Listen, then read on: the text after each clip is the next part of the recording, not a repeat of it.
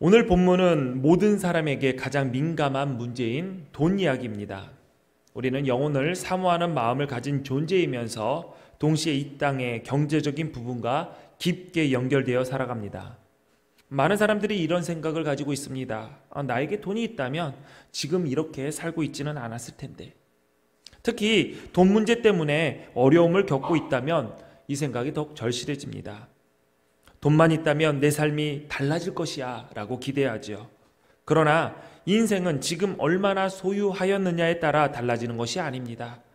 돈이 있어서 행복하기도 하지만 돈이 있어서 불행해지기도 합니다. 돈이 있어서 감사한 사람도 있지만 돈이 있음에도 감사를 잃어버린 사람들도 있습니다. 결국 돈의 문제는 그 돈에 어떤 가치를 두느냐에 따라서 달라집니다. 우리가 살아가면서 사랑해야 할 것과 사용해야 할 것이 바뀌게 되면 그때부터 그 삶은 불행해집니다. 돈과 물건은 사용의 대상입니다. 그리고 사람은 사용의 대상이 아니라 사랑해야 할 대상입니다. 하나님께서 우리에게 사용할 것과 사랑할 것에 대해서 분별할 지혜를 주셨습니다. 우리는 당연하게 모두가 알 것 같은 이 진리를 그러나 잊어버릴 때가 많습니다. 그래서 우리는 사랑해야 할 대상인 하나님과 이웃을 사용하고 사용해야 할 대상인 돈을 사랑하며 그에게 마음을 둘 때가 있습니다. 전도자는 돈을 사랑하는 자들의 번민에 대해서 이야기합니다. 그것은 돈을 사랑하지만 돈으로 만족하지 못하는 것입니다. 본문 10절을 보니까 은을 사랑하는 자는 은으로 만족하지 못하고 풍요를 사랑하는 자는 소득으로 만족하지 아니하나니 이것도 헛되도다라고 했습니다. 전도자는 은을 사랑하고 풍요를 사랑하는 자에게서 발견할 수 있는 특징을 만족하지 못하는 삶이라고 이야기하고 있습니다. 내가 필요한 것을 가지고 싶은 욕구를 소유욕이라고 합니다. 모든 소유욕이 나쁜 것은 아닙니다.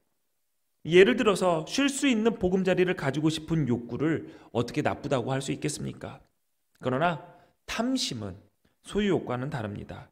탐심은 이 소유욕을 통제하지 못하는 것입니다. 내가 가진 것으로 만족하지 못하는 것이 탐심입니다. 전도자는 탐심과 욕망이 지배하는 삶을 헛되다라고 말합니다. 우리가 가지고 싶은 것들이 있어요. 그리고 그것을 가지고 싶은 것을 소원하다가 그것을 갖게 되면은 만족이라는 것을 얻게 됩니다. 그런데 안타깝게도 이 만족의 유효기간은 굉장히 짧습니다.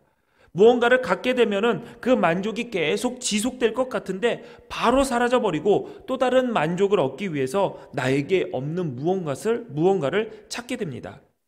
다시 또 똑같은 과정을 반복하게 되는 것이죠. 이러한 삶은 만족을 얻기 위해서 늘 나에게 없는 결핍을 찾아다니게 만듭니다.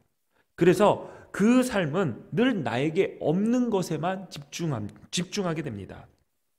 욕망을 충족시키기 위한 쳇바퀴 속에 빠져들어가면 불행할 수밖에 없는 이유가 여기에 있습니다. 결핍에 집중되어 있는 삶이기 때문이죠. 야곱이 사랑했던 여인 라헬은 곱고 아리따웠던 모양입니다. 야곱이 14년간 일을 해서 아내를 얻었습니다. 그 아내를 얼마나 아꼈을까요? 그런데 라헬에게는 아이가 없었습니다. 라헬은 남편의 사랑을 받았으나 아들이 없기 때문에 스스로 불행하다고 생각을 했습니다.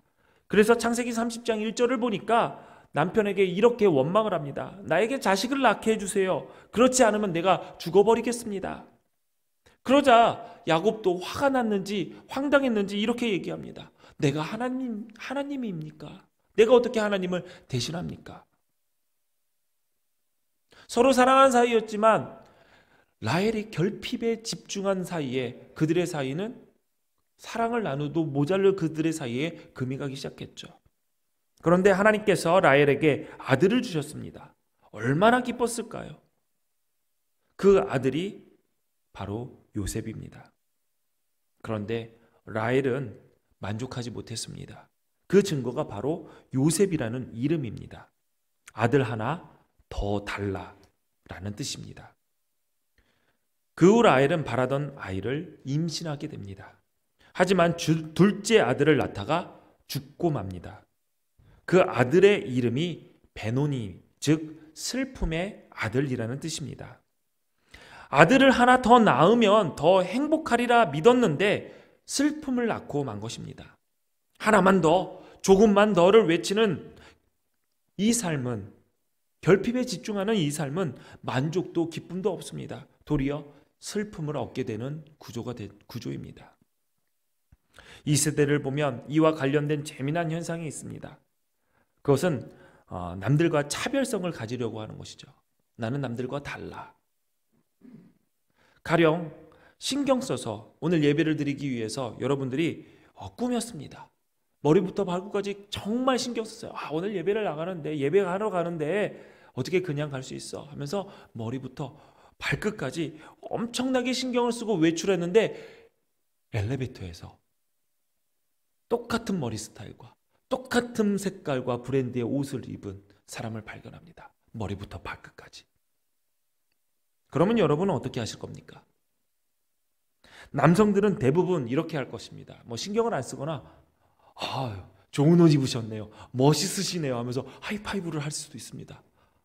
센스가 아주 좋습니다. 그러나 여성분들, 많은 여성들은 이런 생각을 했죠. 내가 시간이 없어서 그냥 나가지, 시간만 있으면 바로 집에 돌아가서 옷 갈아입고 나갈 것이다.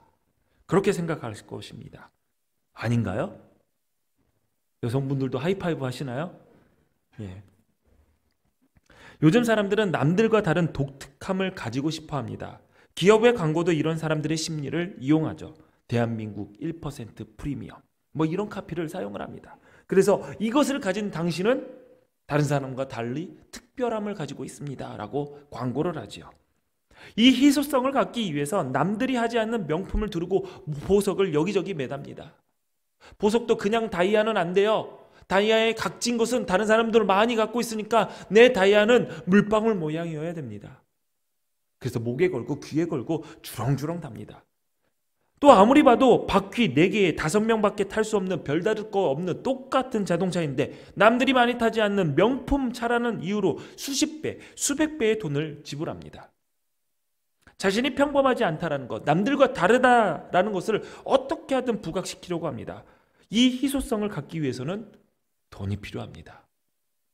이와 동시에 아이러니하게도 남들과 같아지고자 합니다.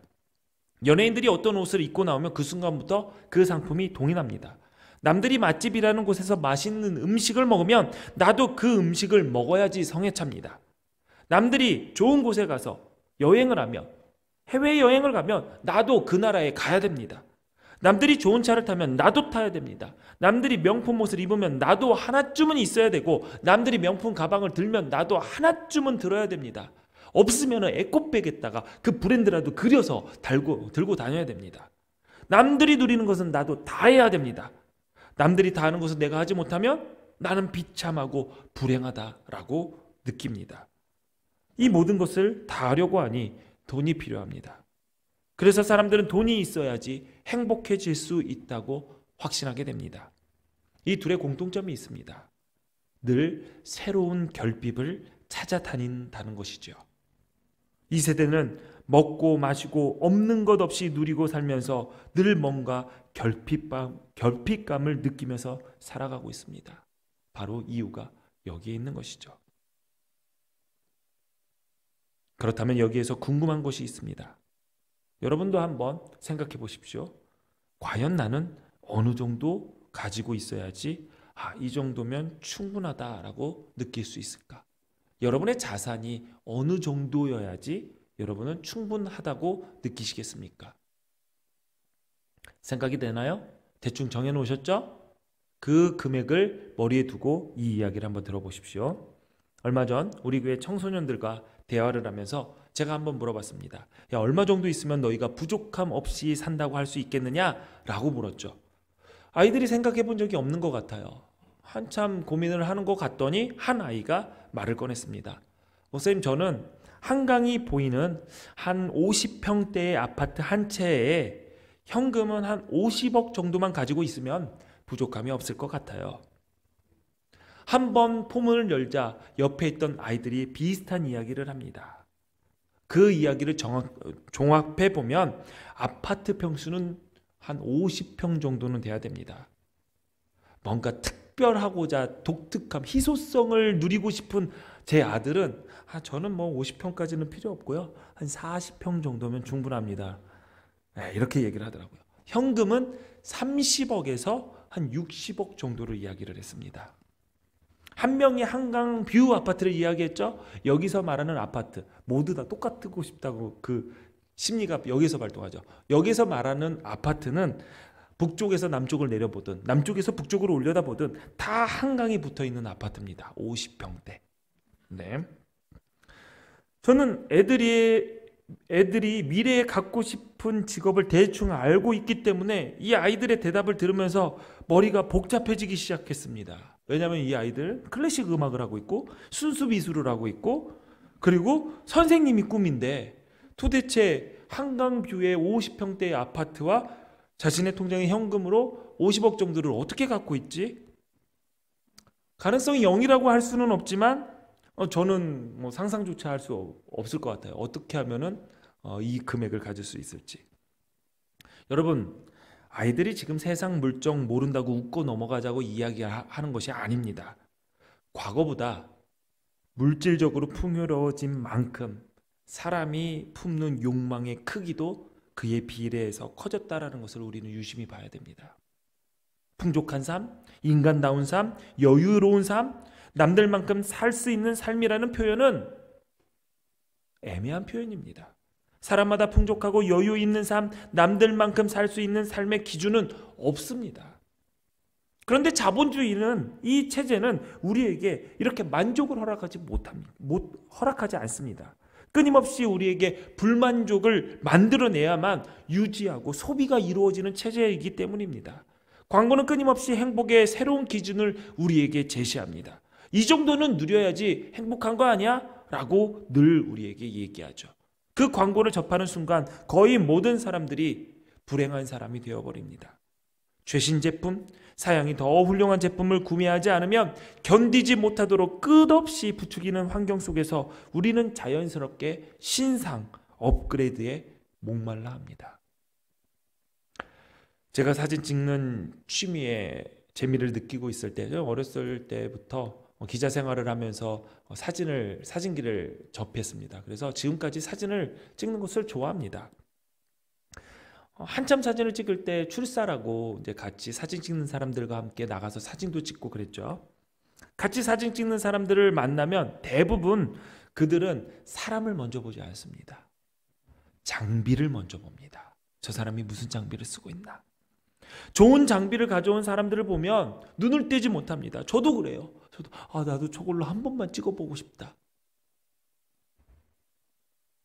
내가 찍은 사진이 잘 안 나오면은 나의 실력을 탓하지 않고 장비를 탓합니다. 이게 조리개가 밟지 못한 이 싸구려 렌즈를 해서 그래. 사진이 흔들리면은 손떨림 방지 기능이 모자라서 그래. 그래서 찍은 사진들을 확대를 합니다. 보이지 않는 그 부분을 확대해서 이거 봐 여기 선회도가 살아있지 못해. 여기는 빛이 번져있네. 어떻게든 결핍을 찾아냅니다. 그래서 장비를 업그레이드 하려는 합당한 이유를 만들어서 아내에게 자료를 뒤밀고 못 알아듣게 최대한 전문 용어를 많이 사용해서 장비 교체의 허락을 받아냅니다. 취미하면서 돈이 많이 드는 이유가 여기에 있죠. 내가 고기를 잡으러 나갔어요. 고기가 안 잡혀요. 이유는 저가의 낚싯대입니다. 내가 고가의 낚싯대를 사용하면 고기는 알아서 잘 잡히겠죠. 내 자전거가 산을 빠르게 오르지 못하고 내달리지 못하는 이유는 여기에 있습니다. 빈약한 내 허벅지 근육 탓이 아니라 한 손가락으로 들지 못하는 무거운 자전거 때문입니다. 기왕이면 손가락 하나로 들어야지 산을 막 타지. 한 손으로 들 수 있는 자전거, 이 무거운 자전거 타고 어떻게 산을 올라가냐? 이런 생각이 우리의 욕망을 계속 자극합니다. 여기서 우리에게 필요한 것은 무엇이냐? 절제입니다. 절제는 자신의 마음속에 욕망이 끌어올릴 때 아니야, 이만하면 충분해. 여기서 멈춰야 돼. 한 발만 더 나가면 과한 것이야 라고 말하는 데 있습니다. 무언가를 소유해서 생기는 기쁨은 기쁨이 아닙니다. 쾌락에 가깝습니다. 쾌락은 한순간 기분은 좋지만 이내 더 큰 갈증을 나게 하는 악한 감정입니다. 할 수 있는 한 많은 것을 갖고 욕망에 이끌리는 대로 마음껏 쓰고 싶어하는 것, 이는 하나님 나라의 백성의 삶과 어울리지 않습니다. 그러므로 우리는 우선순위를 분명하게 두고 절제를 훈련해야 됩니다. 절제하라는 말, 성공하는 것을 소망하지 말라는 말로 들릴 수는 있습니다. 그런데 우리 가운데 누가 성공하고 싶지 않은 사람 누가 있겠습니까? 열심히 살아야겠다고 다짐하지 않는 사람들 누가 있겠습니까? 그렇지만 성공의 개념을 은과 풍요를 얻는 것으로 설정하고 그것을 이루기 위해서 살아간다면 그 삶은 만족도 없을 뿐만 아니라 그의 인생은 도둑질하는 인생이 됩니다. 가장 중요한 가치를 이루기 위해서 모든 수단과 방법을 가리지 않고 정당화하기 때문에 그의 삶은 악한 삶이 되겠지요. 그러나 소망을 하나님께 두고 하나님께 우선순위를 두고 살아가는 사람은 하나님 중심적인 삶을 살아갈 수 있게 됩니다. 그리스도인은 설령 내가 부유할지라도 예수님께서 일용할 양식을 가르치신 기도를 잊지 않으며 사도 바울이 먹을 것과 입을 것이 있은즉 족한 줄 알라라고 명령하신 것을 기억하는 겁니다. 기독교인은 바울이 말한 것처럼 나는 비천에 처할 줄도 알고 풍부에 처할 줄도 알아 모든 일 곧 배부름과 배고픔과 풍부와 궁핍에도 처할 줄 아는 일체의 비결을 배웠다라고 고백하는 사람들입니다. 탐욕과 만몬의 지배를 받지 않기 위해서 오늘도 하루하루를 훈련하며 살아가는 자들입니다. 이어서 전도자는 재산이 많아봤자 별 유익이 없다라고 말합니다. 본문 11절을 보니까 재산이 많아지면 먹는 자들도 많아지나니 그 소유주들은 눈으로 보는 것 외에 무엇이 유익하랴 라고 했습니다. 열왕기에 보면 솔로몬이 왕으로 있었던 시절 왕궁에서 하루에 소비되는 음식의 양을 기록한 것이 나와 있습니다. 열왕기상 4장 23절에 보니까 솔로몬의 하루의 음식물은 가는 밀가루가 30고루요 굵은 밀가루가 60고루요 살찐 소가 10마리요 초장의 소가 20마리요 양이 100마리며 그 외에 수사슴과 노루와 암사슴과 살찐 새들이었더라. 엄청나게 먹네요. 30고루 4톤에 해당되는 무게입니다.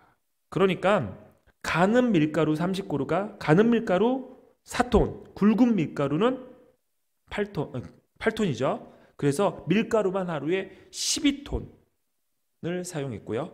수많은 양의 고기들이 왕궁에서 하루에 소비된 음식입니다.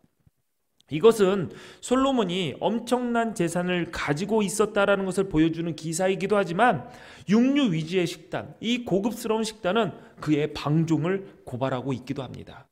생산도 하나도 하지 않는 왕족과 귀족 등 궁궐의 사람들의 고급스러운 먹거리를 대기 위해서 얼마나 많은 사람들이 피땀을 흘렸는지 가늠할 수 있는 구절이기도 하죠. 그런데 전도자는 많은 것을 가져도 먹는 것은 똑같고 남들 먹는 거 보는 거 외에 뭐 있냐고 비꼬는 듯이 이야기합니다. 솔로몬이 12톤의 밀가루를 하루에 다 먹었겠습니까? 한 숟가락에 1통씩 먹지는 않았겠죠. 살찐 소 10마리, 몇 끼마다 소 1마리씩, 양 100마리씩이니까 20마리씩 먹지 못했겠죠. 전도자는 이렇게 얘기하는 것입니다. 네가 많은 것을 가져도 남들 먹는 거, 보는 거 외에는 무슨 유익이 있냐. 또 전도자는 부요함이 이 인생의 평안을 가져다 줄 것이라는 우리의 기대를 꺾어버립니다. 본문 12절에 보니까 노동자는 먹는 것이 많든지 적든지 잠을 달게 자거니와 부자는 그 부요함 때문에 자지 못하느니라 라고 했습니다. 유대인의 사고 속에서는 이 부자는 하나님께서 허락하신 복을 누리는 자입니다. 그런데 전도자는 노동자의 꿀잠과 부자의 번민을 예로 들면서 부요함이 평안을 줄 것이라고 생각하지 말라고 이야기합니다. 우리의 삶이 복잡해진 이유는 지켜야 할 것이 많아지면서입니다. 우리는 많은 것을 갖게 되면서 지키고 관리하는 데 스트레스를 받을 수밖에 없습니다. 내가 가진 것은 그것을 사용해서 무언가 더 가치 있는 일을 해야 하기 위해서 내가 갖는 것인데, 많이 가지면 하는 일이라고는 가지고 있는 재산을 관리하고 지키는 일밖에 없죠. 그것 때문에 막상 해야 할 더 가치 있는 일을 등한시하고 하지 못하는 경우가 대다수입니다. 예수님께서 제자들에게 전도 여행을 떠나보내면서 당부했던 것은 전대나 배낭이나 신발도 가지지 말라고 얘기한 것입니다. 내가 지닌 것들로 인해서 복음 전파가 필연적으로 방해받을 수밖에 없기 때문이죠. 그래서 내 지갑에 돈이 많고 사용할 수 있는 것이 많으면 많을수록 내가 진짜로 해야 할 일들, 그것을 못하게 되고 그 일에 대한 절박함 또한 사라지고 맙니다. 전도자는 재물을 소유하는 것들이 큰 패단이 되는 일이라고 더욱 몰입해 갑니다. 13절을 보니까 곧 소유주가 재물을 자기에게 해가 되도록 소유하는 것이다 라고 이야기합니다. 나에게 유익하기 위해서 재물이 필요한 것인데 오히려 재물을 가지면서 내가 해가 된다라는 것이죠. 돈은 인간관계를 파괴하는 경우가 많습니다. 아무리 수십 년간 친한 관계를 유지한 친구 사이라 할지라도 돈 앞에서 그 사이는 너무나도 쉽게 깨집니다. 가족도 마찬가지죠. 돈은 가족을 해체합니다. 부모와 자식 간의 돈 문제 앞에서 서로 소송하고 형제 간에 돈을 가지고 싸우면서 목숨까지 잃는 경우를 우리는 심심치 않게 보곤 합니다. 돈이 많아지자 친구를 잃어버립니다. 돈을 붙잡고자 가족을 놓아버립니다. 결국 재물은 사람을 외롭게 만들고 그 속에서 평안함을 빼앗아갑니다. 이것이 재물을 해가 되도록 소유하는 것입니다. 이렇게 지키고 붙잡으려고 하는 이 재물 또한 끝까지 소유할 수도 없습니다. 15절에 보니까 그가 모태에서 벌거벗고 나왔은즉 그가 나온 대로 돌아가고 수고하여 얻은 것을 아무것도 자기 손에 가지고 가지 못한다라고 했습니다. 여러분, 모르는 사람은 없습니다. 이 사실 모르죠. 빈손으로 태어나서 빈손으로 가는 것, 이것이 인간의 인생이라는 것을 모르는 사람은 없습니다. 문제는 이것을 잊고 살아가기 때문입니다. 전도자는 해 아래서 발견한 패단과 바람 잡으려는 것과 같은 수고는 이렇게 한마디로 결론을 짓습니다. 자기가 자기의 삶의 주인이 되어서 모든 것을 스스로 책임지려는 태도. 오늘 본문 말씀에 나와 있는 이 내용들, 한마디로 얘기하면 내가 내 인생의 주인이 되어서 내 삶을 내가 책임지겠다라고 애쓰는 자의 모습이 있죠. 자기 스스로 자기의 인생을 책임지려니 경쟁해야 됩니다. 남의 것을 빼앗아 내 것으로 채워야 됩니다. 그렇게 채워서도 조금만 덜을 외치면서 평생 공고하게 살며 남들 먹는 것이나 보다 빈손으로 떠나는 것이 바로 내가 내 삶의 주인이 되어서 내가 책임지려고 하는 자의 모습이라는 것이죠. 이러한 삶을 신앙의 눈으로 보면 하나님을 주인으로 모시지 못한 삶입니다. 예수님께서 이렇게 말씀하셨죠. 하나님이냐 돈이냐, 하나님이냐 만몬이냐, 둘을 겸하여 섬길 수 없다. 그러니 만몬, 재물을 섬기고 재물에 내 마음을 두는 자는 하나님을 마음에 두지 못합니다. 그러나 하나님을 마음에 두는 자는 이 만몬 재물을 마음에서 멀리 내보낼 수 있다는 것이죠. 신앙의 눈으로 보면 하나님을 주인으로 모시지 못한 삶이 바로 물질, 재물을 주인으로 섬기는 자의 삶이라고 이야기합니다. 전도자는 이러한 인생을 17절에 이렇게 표현합니다. 일평생을 어두운 데서 먹으며 많은 근심과 질병과 분노가 그에게 있느니라. 어두운 데서 먹는다. 이게 무엇을 표현한 것일까요? 불 끄고 몰래 먹는 것은 아닐 것입니다. 여러분, 성경에서 빛은 일관되게 예수 그리스도로 소개되어 있습니다. 어둠은 빛의 반대 개념으로서 예수님이 없는 현장을 지칭합니다. 심판과 사망이 어둠을 뜻하고 있는 것이죠. 그런데 그 일평생을 어두운 데서 먹는다라고 했습니다. 사망과 심판의 자리에서 살아간다는 것을 의미하죠. 성경에서 먹는다라는 의미도 우리가 조금 알아볼 필요가 있습니다. 먹는다라는 것은 그냥 허기를 채우는 것을 넘어선 또 다른 개념을 가지고 있습니다. 그것은 교제와 한 가족이 되었다라는 것을 의미합니다. 예수님께서 죄인과 세리들과 식사하신 것들이 단순히 그들과 한 끼의 식사를 나눠 먹었다라는 수준의 일이 아닙니다. 밥만 먹는 것이었다면 바리새인들과 율법학자들이 그렇게 펄펄 뛰지도 않았을 것입니다. 예수님께서 죄인들과 교제를 나누시고 죄인들과 한 가족이 되셨음을 드러낸 것이기 때문에 바리새인들과 율법학자들이 예수님을 비난했던 것이죠. 우리가 잘 아는 시편 23편에는 여호와는 나의 목자라고 고백하는 자들에게 약속된 복이 소개되어 있습니다. 그 가운데 5절을 보면 이런 말씀이 있습니다. 주께서 내 원수의 목전에서 내게 상을 차려주시고 기름을 내 머리에 부으셨으니 내 잔이 넘치나이다. 주께서 내 원수 앞에서 내게 식탁을 차려주시는 것, 이것이 무엇을 의미합니까? 너는 내 가족이다. 너는 나와 함께 여기서 먹고 마시며 즐길 것이다. 바로 이런 의미를 가지고 있습니다. 하나님 없이 자신의 인생을 스스로 책임지며 탐욕 속에서 살아가는 인생들이 결국 일평생을 어두운 데서 먹는다라는 말은 일평생 사망과 심판이 있는 곳에서 그 어둠의 세력의 일원이 되어 그 가족이 되어서 그 식탁에 앉아 먹는 것을 의미합니다. 얼마나 비참합니까? 얼마나 소름 돋는 광경입니까? 그렇다면 전도자는 어떻게 살아가는 것이 지혜라고 말하고 있을까요? 본문 18절, 19절을 세 번역으로 보면 이렇습니다. 그렇다. 우리의 한평생이 짧고 덧없는 것이지만 하나님이 우리에게 허락하신 것이니 세상에서 애쓰고 수고하여 얻은 것으로 먹고 마시고 즐거워하는 것이 마땅한 일이요 좋은 일임을 내가 깨달았다. 이것은 곧 사람이 받은 몫이다. 하나님이 사람에게 부와 재산을 주셔서 누리게 하시며 정해진 몫을 받게 하시며 수고함으로써 즐거워하게 하신 것이니 이 모두가 하나님이 사람에게 주신 선물이다. 지금 나에게 주어진 것들을 하나님의 선물로 받아들이는 사람은 그 삶이 풍요로워집니다. 전도자는 해 아래 일어나는 온갖 일을 허무와 무상함, 부조리와 덧없음으로 표현하면서 반대로 반복해서 즐거운 삶을 살아갈 것을 우리에게 강조합니다.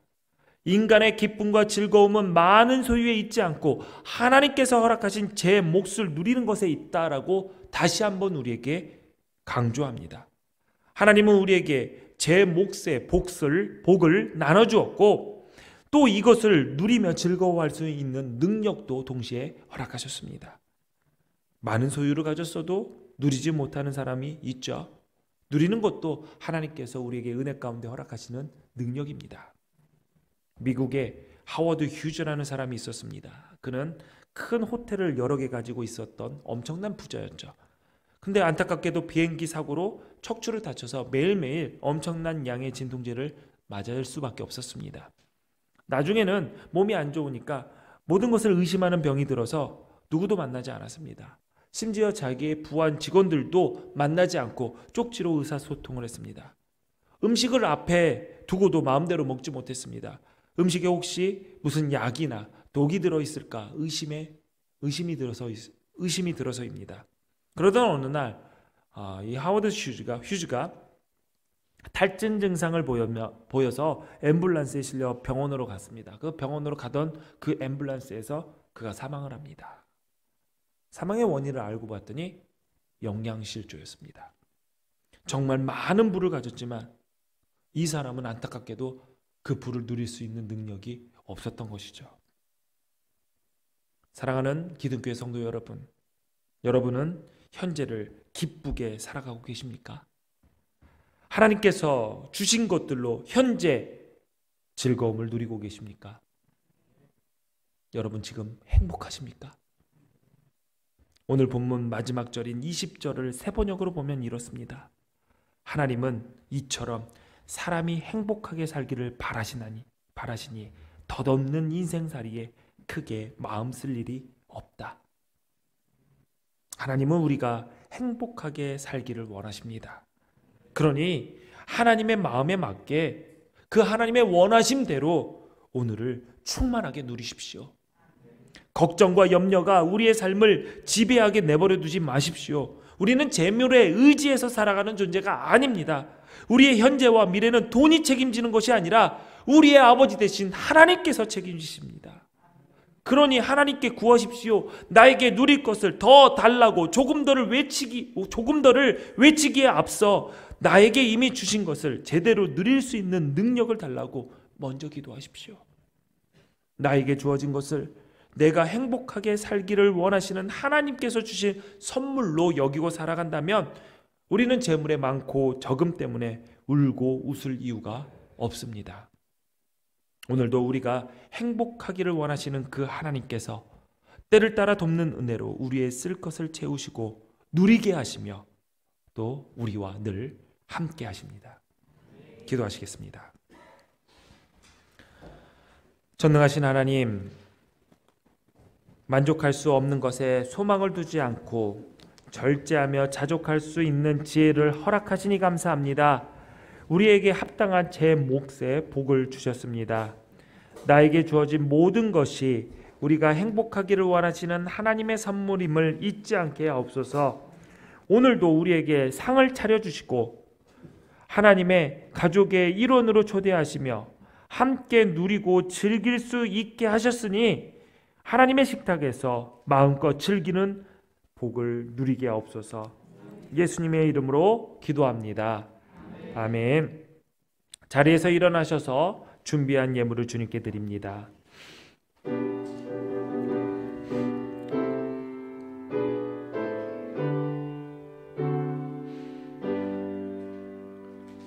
모든 것이 주께로부터 왔으니 이 예물을 주께 드리나이다.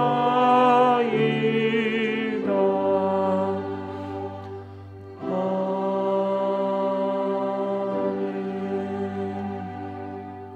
드려진 예물 위해서 기도하겠습니다. 하나님, 예배의 자리에 빈손으로 오지 않고 세상에 살면서 얻은 소득을 구별하여 하나님께 드립니다. 받은 은혜를 생각할 때마다 감사하지 않을 수가 없습니다. 주신 사랑이 너무 크고 놀라워서 찬양하지 않을 수 없습니다. 이 베풀어 주신 복을 기억하며 이 예물을 봉헌합니다.